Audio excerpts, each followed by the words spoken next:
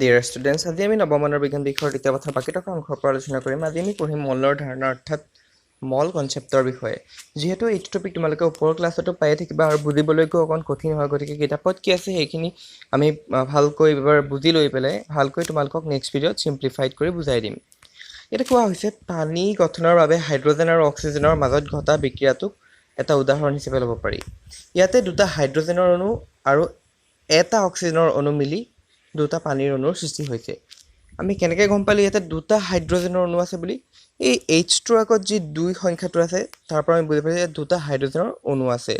কিন্তু অক্সিজেনৰ অণু এই ক্ষেত্ৰত তেনেহ'লে কেইটা আছে? অক্সিজেনৰ আগততো একো নাই সংখ্যা, একো নাই মানে 1 আছে, অৰ্থাৎ এটা অক্সিজেনৰ অণু। গতিকে দুটা হাইড্ৰজেনৰ অণু আৰু এটা অক্সিজেনৰ অণু মিলি পেলাই পানীৰ কেইটা অণুৰ সৃষ্টি হৈছে বুলি ক'লে? পানীৰ অণু দুটাৰ সৃষ্টি হৈছে, কাৰণ H2ৰ আগত 2 সংখ্যাটো আছে। এতিয়া এই বিক্ৰিয়াটোৰ পৰানো আমি কি বুজি পাম? এই বিক্ৰিয়াটোৰ পৰা আমি দুটা কথা বুজি পাওঁ, আৰু কথা দুটা তোমালোকে ভালকৈ তলত পইণ্ট হিচাপে দিয়া আছে, পঢ়ি চোৱা। প্ৰথম পইণ্টটো হৈছে হাইড্ৰজেনৰ দুটা অণু যিটো কোৱা হৈছে, আৰু অক্সিজেনৰ এটা অণুৰ সৈতে লগ হ'লে পানীৰ দুটা অণু গঠন হয়। হাইড্ৰজেনৰ দুটা অণু আৰু অক্সিজেনৰ এটা অণু লগ যেতিয়া হয় তেতিয়া পানীৰ দুটা অণুৰ সৃষ্টি হয়, যিটো কথা ইতিমধ্যে কোৱা হৈছে। এটা কথা মনত ৰাখিবা, আমি যেতিয়া পানীৰ আপেক্ষিক আণৱিক ভৰ উলিয়াইছিলোঁ তেতিয়া এটা পানীৰ অণুৰ উলিয়াইছিলোঁ, আৰু এটা পানীৰ অণুৰ আপেক্ষিক আণৱিক ভৰ আমি পাইছিলোঁ 18 U। এই কথাটো মনত ৰাখিবা। গতিকে যেতিয়া আমি দুটা পানীৰ অণু পাম তেতিয়া তাৰ আপেক্ষিক আণৱিক ভৰ কিমান হ'ব? 18। এটা পানীৰ অণুৰ যদি 18 হয়, দুটা পানীৰ অণুৰ অবভিয়াছলি 36 হ'ব। 18 লগত 2 পূৰণ কৰিলে কি হয়? 36 হয়। গতিকে এটা পানীৰ অণুৰ যদি 18 হয়, দুটা পানীৰ অণু 18টোৰ লগত পূৰণ কৰিলে আমি কি পাম? 36, অৰ্থাৎ 36 U ইউনিট। ছেকেণ্ড পইণ্টত কোৱা আছে 4 U হাইড্ৰজেন অণু 32 U অক্সিজেন অণুৰ সৈতে লগ হ'লে 36 ইউনিট পানীৰ অণুৰ গঠন হয়। এই 4 Uটোনো কেনেকৈ পালে? ইয়াতে আছে 2H2, 2H2 বাহিৰত ৰাখা, ভিতৰত কি বহাবা? 2। হাইড্ৰজেনৰ পৰমাণু ইয়াতে কিমান আছে? দুটা। হাইড্ৰজেনৰ পৰমাণুটোৰ লগত আমি কি পূৰণ কৰিম? হাইড্ৰজেনৰ পাৰমাণৱিক ভৰ। হাইড্ৰজেনৰ পাৰমাণৱিক ভৰ হৈছে 1। যেনেকৈ আমি পাৰমাণৱিক ভৰ আৰু আণৱিক ভৰ উলিয়াইছিলোঁ, ঠিক তেনেকৈ 2টো বাহিৰত থ'লোঁ। হাইড্ৰজেনৰ দুটা ইয়াতে কি আছে? পাৰমাণু আছে, গতিকে দুটা আছে যিহেতু সেই 2, তাৰ লগত কি পূৰণ হ'ব? হাইড্ৰজেনৰ পাৰমাণৱিক ভৰ, অৰ্থাৎ 1। এতিয়া ইয়াৰ পৰা আমি কি পাম বাৰু? 2টো বাহিৰতেই থাকিলে, 2 লগত 1 পূৰণ কৰিলে কি হ'ব? 2। এতিয়া 2 দুগুণ কিমান? 4 ইউনিট। গতিকে হাইড্ৰজেনৰ অণু কিমান আছে বুলি ক'লে? 4 U আছে বুলি ক'ব লাগিব। ঠিক তেনেকৈ 32 U অক্সিজেন বুলি কিয় কৈছে? ইয়াতে অক্সিজেনৰ পৰমাণু কেইটা আছে? দুটা। যিহেতু অক্সিজেনৰ পৰমাণু দুটা আছে, গতিকে 2ৰ লগত পূৰণ হ'ব। কি পূৰণ হ'ব? অক্সিজেনৰ পাৰমাণৱিক ভৰ। অক্সিজেনৰ পাৰমাণৱিক ভৰ কিমান? 16। গতিকে 16:2 হ'লে কিমান হ'ব? 32 U, অৰ্থাৎ 32 ইউনিট। এতিয়া ইয়াতে কোৱা হৈছে তেতিয়াই 4 U হাইড্ৰজেন অণু, অৰ্থাৎ এইটো হৈছে 4 U হাইড্ৰজেন অণু, এইটো হৈছে 4 U হাইড্ৰজেন অণু।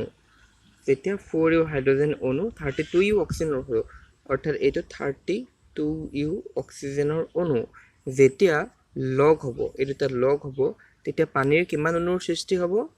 36 ইউনিট। অৰ্থাৎ 32ৰ লগত 4 যোগ কৰিলেও 36 পাবা আল্টিমেটলি। কেনেকৈ? 32ৰ লগত 4 যোগ কৰিলে 4 2 6, 3টো তলত নামি আহিলে ইউনিট, অৰ্থাৎ 4 U হাইড্ৰজেন অণুৰ লগত 32 U অক্সিজেন অণুৰ লগ হ'লে 36 ইউনিট পানীৰ অণুৰ গঠন হয়। তোমালোকৰ মনলৈ এটা প্ৰশ্ন আহিব যে এই পানীৰ অণু দুটাৰ যে ভৰ 36 U হ'ল, বাট আমি আগতে যেতিয়া পানীৰ আপেক্ষিক আণৱিক ভৰ উলিয়াইছিলোঁ তেতিয়া 18 U কিয় পাইছিলোঁ বাৰু? কাৰণ ইয়াত এটা পানীৰ অণুৰ আণৱিক ভৰ গণনা কৰা হৈছিলে, কিন্তু ইয়াতে দিয়া আছে আগত 2 এটা, গতিকে দুটা পানীৰ অণুৰ আণৱিক ভৰটো গণনা কৰা হৈছে, সেইকাৰণে 36 হৈছে। যিহেতু এটাৰ হ'ল 18 তাৰ আৰু দুটা তেনেহ'লে দুটাৰ তাৰ লগত 2 পূৰণ কৰিলে হ'ব 36u। এতিয়া ওপৰৰ বিক্ৰিয়াটোৰ পৰা আমি কি সিদ্ধান্তত উপনীত হ'ব পাৰোঁ? ওপৰৰ বিক্ৰিয়াটোৰ পৰা আমি এটা কথাতেই বা এটা সিদ্ধান্ততেই উপনীত হ'ব পাৰোঁ যে পদাৰ্থৰ পৰিমাণ তাৰ ভৰ বা অণুৰ সংখ্যাৰে বৰ্ণনা কৰিব পৰা যায়।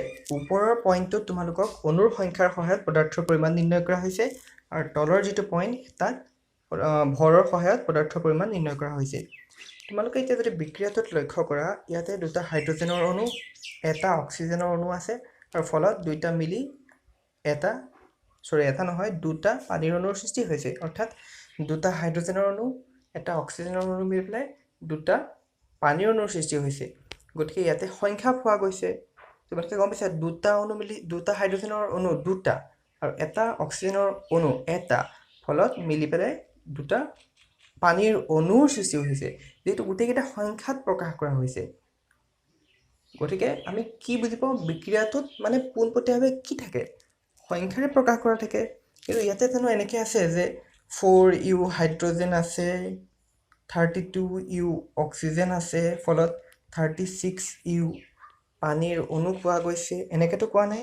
ইয়াতে জাষ্ট কৈছে দুটা হাইড্ৰজেন, এটা অক্সিজেন আৰু ফলত দুটা পানীৰ অণু, মানে ইয়াতে সংখ্যাৰে প্ৰকাশ কৰাইছে, কিন্তু ভৰেৰে প্ৰকাশ কৰা হোৱা নাই। যিহেতু পোনপটীয়াভাৱে সংখ্যা থাকে, সেয়েহে সংখ্যাৰে প্ৰকাশ কৰিবলৈ বেছি সুবিধাজনক হয়। কিন্তু মানে কাৰ তুলনাত, ভৰৰ তুলনাত সংখ্যাৰে পদাৰ্থটোৰ পৰিমাণটো প্ৰকাশ কৰিবলৈ বেছি সুবিধাজনক হয়। আৰু সেইবাবেই নতুন একক যিটো মল বুলি কোৱা হৈছে সেইটো ব্যৱহাৰ কৰা হৈছিলে। মল, MOLE হৈছে মল, কিন্তু ইউনিট যেতিয়া লিখিবা তেতিয়া MOL বুলি লিখা হয়। ইয়াতে কোৱা হৈছে যিকোনো পদাৰ্থ, পৰমাণু, অণু, আয়ন বা কণিকাৰ এক মলে সংখ্যা হিচাপত সেই পৰমাণুক বুজায় যাৰ ভৰ গ্ৰাম হিচাপত তাৰ পাৰমাণৱিক বা আণৱিক ভৰৰ সমান। যিকোনো পদাৰ্থ, পৰমাণু, অণু, আয়ন বা কণিকা যিয়ে নহওক, এক মল সংখ্যাৰ হিচাপত সেই পৰিমাণক বুজায় যাৰ ভৰ গ্ৰাম হিচাপত তাৰ পাৰমাণৱিক বা আণৱিক ভৰৰ সমান। অৰ্থাৎ পানীৰ এটা অণুৰ যদি আণৱিক ভৰ 18u অৰ্থাৎ 18 ইউনিট হয়, তেতিয়া তাৰ গ্ৰাম আণৱিক ভৰ হ'ব 18 গ্ৰাম।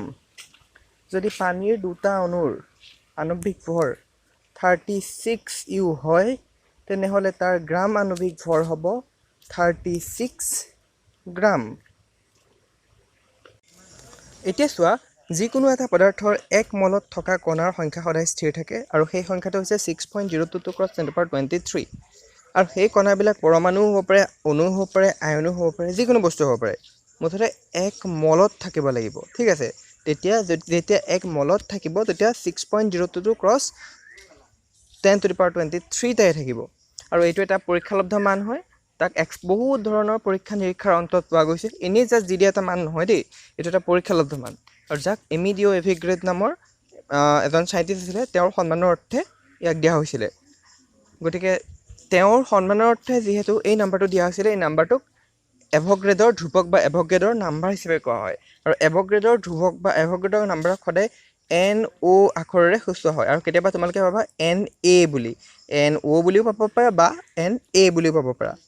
এতিয়া এক মল যিকোনো বস্তু, যেনে পৰমাণু হ'ব পাৰে, আয়নো হ'ব পাৰে, অণু হ'ব পাৰে, যিকোনো বস্তু যেতিয়া এক মল হ'ব তেতিয়া তাত থাকিব কেইটা, 6.022 × 10^23টা। যেনেকৈ এক ব্ৰুচত 144টা থাকে, এক ডজনত 12টা থাকে, এক জোৰত 2টা থাকে। তেনেকৈ এক মল শব্দটো যেতিয়া ব্যৱহাৰ কৰিব তেতিয়া তাত কেইটা থাকিব, 6.022 × 10^23। অৰ্থাৎ এক মল বুলি ক'লে তাতকৈ এটাও বেছি নাথাকে বা এটাও কম নাথাকে, সদায় 6.022 × 10^23টোৱে থাকিব। নেক্সট দিয়া আছে, এটা পদাৰ্থৰ এক মলৰ ভৰ গ্ৰামত তাৰ আপেক্ষিক পাৰমাণৱিক বা আণৱিক ভৰৰ সমান। অৰ্থাৎ মলৰ ভৰ গ্ৰামত তাৰ আপেক্ষিক পাৰমাণৱিক বা আণৱিক ভৰৰ সৈতে সমান হয়। মলৰ ভৰ যিমান হ'ব, আপেক্ষিক পাৰমাণৱিক ভৰ বা আণৱিক ভৰ তাৰ সমান হ'ব। অৰ্থাৎ আপেক্ষিক মানে কি, কম্পেয়াৰ কৰিছে, তুলনা কৰিছে। সেয়ে তাৰপিছত এটা মৌলৰ পাৰমাণৱিক ভৰে আমাক পাৰমাণৱিক ভৰ এককত সেই মৌলটোৰ এটা পৰমাণুৰ ভৰৰ মান দিয়ে। অৰ্থাৎ যেতিয়া অণু এটাত থকা পৰমাণুসমূহৰ পাৰমাণৱিক ভৰসমূহ যোগ কৰা হয় তেতিয়া আণৱিক ভৰটো পোৱা যায় বা পৰমাণুৰ এটাৰ পাৰমাণৱিক ভৰটো জুখিলে তাৰ পাৰমাণৱিক ভৰটো পোৱা যায়।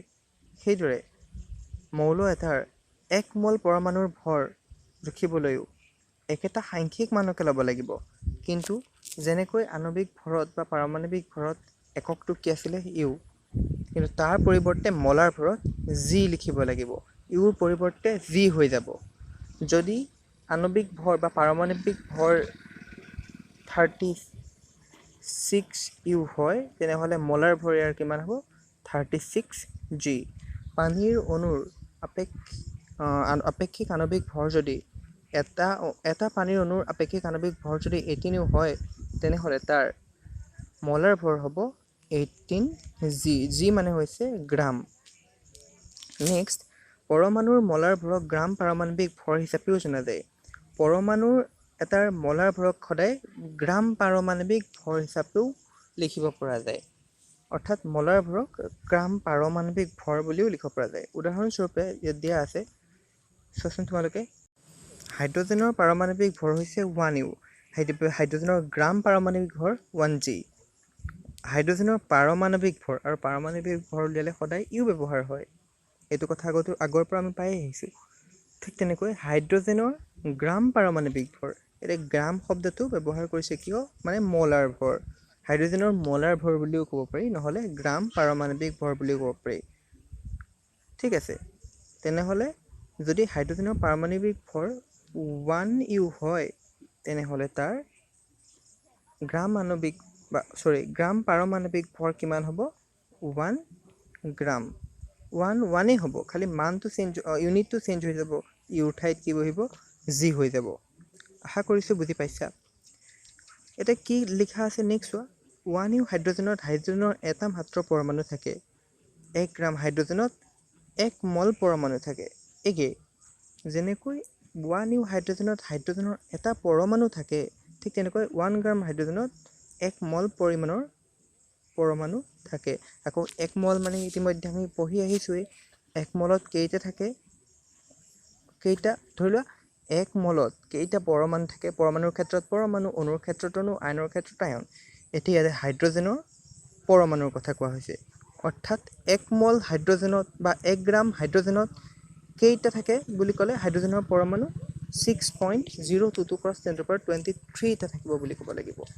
আশা কৰিছোঁ বুজি পাইছা। নেক্সট, ঠিক সেইদৰে 16 ইউ অক্সিজেনৰ মাত্ৰ এটা পৰমাণু থাকে। এইটোতো কথা বুজিয়ে পাইছেই, এটা অক্সিজেনৰ পাৰমাণৱিক ভৰ কিমান 16। সেই টেবুলখনত মনত পেলালে তোমালোকে চালে মনত পৰি যাব তোমালোকৰ। গতিকে 16 গ্ৰাম অক্সিজেনত 1 মল পৰমাণু থাকে, বুজি পাইছা। যিহেতু 16 ইউ অক্সিজেনৰ এটা পৰমাণু থাকে, গতিকে 16 ইউ = 1 মল, আৰু 1 মল মানে হৈছে কিমান 6.022 × 10^23, অৰ্থাৎ 16 গ্ৰাম অক্সিজেনৰ পৰিমাণ 1 মল, আৰু 1 মলত কেইটা তেনেহ'লে অক্সিজেনৰ পৰমাণু থাকিব 6.022 × 10^23টা অক্সিজেনৰ। ইয়াৰ পিছত দিয়া আছে অণু এটাৰ গ্ৰাম আণৱিক ভৰ। আণৱিক ভৰ আগত গ্ৰাম আছে, মানে মলাৰ ভৰৰ কথা সুধিছে, এইটো কথা আমি জানিবই লাগিব। গতিকে কৈছে অণু এটাৰ গ্ৰাম আণৱিক ভৰ বা মলাৰ ভৰ সাংখ্যিকভাৱে আণৱিক ভৰৰ সমান। ইতিমধ্যে এইটো কথা কোৱা হৈছে, পানীৰ অণুৰ এটাৰ আণৱিক ভৰ যদি 18 ইউ হয় তেনেহ'লে তাৰ গ্ৰাম আণৱিক ভৰ বা মলাৰ ভৰ সদায় 18 জি হয়। দুইটা 18 হয়নে? দুইটা সমান, খালি ইউনিট দুটাহে চেঞ্জ হৈছে, ইউৰ ঠাইত জি হৈ গৈছে। সেই কথাটোকে ইয়াত কৈছে, অণু এটাৰ গ্ৰাম আণৱিক ভৰ বা মলাৰ ভৰ সাংখ্যিকভাৱে আণৱিক ভৰৰ সমান হয়। ইয়াতো 18, ইয়াতো 18, মাত্ৰ ইউটো চেঞ্জ হৈ গৈছে, কি হ'লে জি লৈ চেঞ্জ হৈ গৈছে। উদাহৰণ লৈ পেলাই অলপ ভালকৈ বুজিব পাৰা তোমালোকে। আমি ইতিমধ্যে গণনা কৰি অহা অনুসৰি পানীৰ আণৱিক ভৰ কিমান পাইছিলোঁ, সেইটো কথাকে কৈছে, যিটো কথা ইতিমধ্যে মই তোমালোকক কৈছোঁৱেই। 18 ইউ, ইয়াৰ পৰা আমি বুজিছোঁ কি 18 ইউ পানীত মাত্ৰ এটা পানীৰ অণু থাকে, মানে H2O। ইয়াতে কেইটা পানীৰ অণু আছে, এটাইতো আছে, ইয়াৰ আগত একো নাই মানে কি 1, আৰু যেতিয়া H2O ইয়াৰ আগত 2 থাকিব তেতিয়া 2, মানে ইয়াতে পানীৰ অণু দুটা আছে, কিন্তু ইয়াতে পানীৰ অণু এটা আছে, গতিকে এটা পানীৰ অণুত তেনেহ'লে এটা পানীৰ অণুৰ আণৱিক ভৰ কিমান হ'ব 18 ইউ। গতিকে 18 ইউত পানীত কেইটা পানীৰ অণু থাকে এটা। অলপ কনফিউজন হৈছে নেকি বাৰু? মানে এটা পানীৰ অণুৰ আণৱিক ভৰ হৈছে 18 ইউ, অৰ্থাৎ ইয়াতে পানীৰ অণু এটা আছে, একো নাই মানে কি এটা আছে, গতিকে এটা পানীৰ অণুৰ আণৱিক ভৰ হৈছে 18 ইউ। গতিকে আমি তাকে যদি ওলোটাই কওঁ 18 ইউ পানীত কিমানটা পানীৰ অণু থাকিব এটা। কথাটো ওলোটাইহে কোৱা হৈছে, বাকীটো একেই আছে। পানীৰ অণুত 18 ইউ আণৱিক ভৰ হয়, গতিকে 18 ইউ আণৱিক ভৰৰ পানীত মাত্ৰ এটা পানীৰ অণু থাকিব, সেই কথাটোকে কোৱা হৈছে। নেক্সট আছে 18 গ্ৰাম পানীত 1 মল পানীৰ অণু অৰ্থাৎ 6.022 × 10⁻23টা পানীৰ অণু থাকে। যিহেতু আণৱিক ভৰ আৰু মলাৰ ভৰ একেই, গতিকে 18 ইউটো হৈছে আণৱিক ভৰ, ইউটো যদি জিলৈ কনভাৰ্ট কৰি দিওঁ তেতিয়া 18G হ'ব, আৰু 18G হ'লে সেইটো হ'ব মলাৰ ভৰ। গতিকে 18 গ্ৰাম পানীত 1 মল পানীৰ অণু থাকিব, সেই কথা বুজি পাইছোঁৱেই। আকৌ 1 মল মানে কিমান ইকুৱেল টু 1 মলৰ ইকুৱেল টু কিমান আছিল বাৰু 6.022 × 10⁻23, অৰ্থাৎ 1 মল পানীত তেনেহ'লে কিমানটা পানীৰ অণু থাকিব 6.022 × 10⁻23টা পানীৰ অণু থাকিব। গতিকে 6.022 পানীৰ অণু 6.022 × 10⁻23টা পানীৰ অণু কিমান গ্ৰাম পানীত থাকিব বুলি ক'লে 18 গ্ৰাম। মানে এটা কথা মন কৰিবা, 18 গ্ৰাম ইকুৱেল টু 1 মল, আৰু তাৰ ইকুৱেল টু 6.022 যিটো মান আছে আৰু সেইটোৱে। গতিকে এই তিনিওটা সমান, 18 গ্ৰাম ইকুৱেল টু 1 আৰু 1 ইকুৱেল টু 6.022 × 10⁻23টা। যদি সোধে 18 গ্ৰাম পানীত পানীৰ অণু কিমান মল থাকিব, তেনেহ'লে 1 মল। আকৌ যদি সোধে 18 গ্ৰাম পানীত পানীৰ অণু কেইটা থাকিব, কোৱা হ'ব 6.022 × 10⁻23টা পানীৰ অণু থাকিব। আকৌ যদি কোৱা হয় 1 মল পানীত কিমান গ্ৰাম পানী থাকে, 18 গ্ৰাম, আৰু 1 মল মানে কিমানটা আমি জানোৱেই 6.022 × 10⁻23টা। আকৌ যদি উল্টাই কোৱা হয় 6.022 × 10⁻23টা পানীৰ অণু কিমান গ্ৰাম পানীত থাকিব, 18 গ্ৰামত। মানে কথাবিলাক উলট পালট, আল্টিমেটলি একেই হয়। বিক্ৰিয়া ঘটাওঁতে ৰসায়ন বিজ্ঞানীসকল পৰমাণু আৰু অণুসমূহৰ সংখ্যাৰ প্ৰয়োজন হয়, তাৰ বাবে ভৰ গ্ৰামত আৰু সংখ্যাৰ মাজত সম্পৰ্ক বিচাৰ কৰাৰ প্ৰয়োজন হয়। সেয়েহে ইয়াক তলত দিয়াৰ দৰে কৰা হয়। অৰ্থাৎ 1 মলৰ মান আমি ইতিমধ্যে বাৰে বাৰে পঢ়িছোঁৱেই 6.022 × 10⁻23টা, আৰু ইয়াকে গ্ৰাম আপেক্ষিক ভৰ বুলি কোৱা হয়। মানে 1 মল যেতিয়া আহিব তেতিয়া যিকোনো ভৰৰ আগত গ্ৰাম আহি যাব। আণৱিক ভৰ হ'লে কি হ'ব, গ্ৰাম আণৱিক ভৰ, পাৰমাণৱিক ভৰ হ'লে গ্ৰাম পাৰমাণৱিক ভৰ, ঠিক এনেদৰে আৰু। গতিকে মল হ'ল ৰসায়ন বিজ্ঞানৰ গাণিনিক একক, কেমিষ্ট কাউণ্টিং ইউনিট বুলিও কোৱা হয়। বিজ্ঞানীৰ গাণিনিক একক কি তেনেহ'লে, ৰসায়ন বিজ্ঞানৰ গাণিনিক একক কি বুলি ক'লে মল হ'ব তেনেহ'লে, ঠিক আছে। মল শব্দটো 1896ৰ আগে পিছে উইলহেল্ম অষ্টৱাল্ডে অৱতাৰণা কৰিছিল। নামটো বৰ কঠিন, উইলহেল্ম অষ্টৱাল্ডে। যদি সোধে পোনপ্ৰথমে মল শব্দটো কেতিয়া আৰু কোনে অৱতাৰণা কৰিছিল, তে ক'বা মল শব্দটো পোনপ্ৰথমে 1896ৰ আগে পিছে উইলহেল্ম অষ্টৱাল্ডে অৱতাৰণা কৰিছিল। ইয়াক দম বা দল বা থোপ বুজোৱা লেটিন শব্দ মলছৰ পৰা লোৱা হৈছে, অৰ্থাৎ মলছ MOLES, যাৰ অৰ্থ হৈছে দম বা দল বা থোপ। অৰ্থাৎ যেতিয়া বহু বস্তুৰ থোপ থাকিব বা বহুত দল থাকিব বা বহু বস্তুৰ দম থাকিব, তাক বুজাবলৈ কি ব্যৱহাৰ কৰা হয়, মলছ ব্যৱহাৰ কৰা হয়। যিহেতু পদাৰ্থ এটাক পৰমাণু বা অণুৰ একোটা থোপ হিচাপে বিবেচনা কৰা হয়, অৰ্থাৎ যিকোনো এটা পদাৰ্থত বহু পৰিমাণৰ অণু পৰমাণু ইত্যাদি লগ লাগি পদাৰ্থটোৰ সৃষ্টি হয়। গতিকে সেই পৰমাণু বা অণুৰ একোটা থোপক বুজাবলৈ মল শব্দ নমুনা এটাত থকা অণু পৰমাণুৰ বৃহৎ সংখ্যাক প্ৰকাশ কৰা এক সৰল পন্থা হিচাপে 1960 চনত মল এককটো ব্যৱহাৰ কৰিছিল। ইয়াৰ পাছত এই যিটো মল শব্দ আছিল সেই শব্দটোক 1967 অৰ্থাৎ 1967 চনত অণু বা পৰমাণুৰ বৃহৎ সংখ্যাক প্ৰকাশ কৰিবলৈ একক হিচাপে গ্ৰহণ কৰা হৈছিলে।